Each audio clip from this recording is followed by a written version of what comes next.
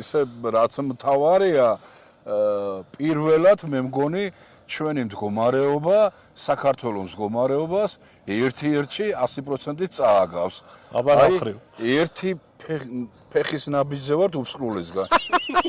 ანუ როგორც საქართველოს ჩვენს უკანაც უსკრულია და ერთი არასწორი მოქმედება და უსკრულში აღმოჩნდებით.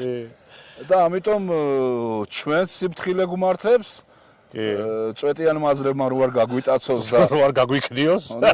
საკმაოდ მისტიური გზა ვნახეთ ვლადიმერ, არა? და ეხა ამ ხელა ნისლი გამოვიარეთ და აქ უსებ მზე და აი რაც გაგვიმართლა როგორც ვამბობთ ოზურგეთში თუ დაგხვდებაო და ეს ეფექტიც დაგხვდა რა. ხო და რახან მთაში ვართ, მე მგონია რომ აქ უფრო წვეტია, აზრები უფრო წაიწვეტება რა.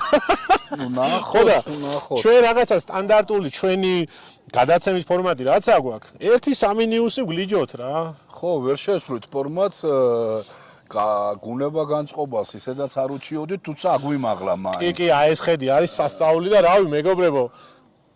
პირველ რიგში ჩვენ გამოგვიწერეთ, დავალაიქეთ, გამოვყევით Facebook-ზე და TikTok-ზე სამოქალაქო მოძრაობა თავისუფლებისთვის, YouTube-ზე სტუდია ანტიბიოტიკი, წაიკითხეთ ახალი ამბები gurismohamed.com-ზე და თუ ეს ყველაფერი გეზარებათ, უბრალოდ დაგუგლეთ გურლების პოდკასტი. და მოგიწოდებთ ასევე რომ ეწვიოთ გომის ფას, საკმაოდ, რა ვიცი, ლამაზი კურორტი არის და ჩვენი სიამაყეა ოზურგეთლები, ჩემო ვლადიმერ, არა?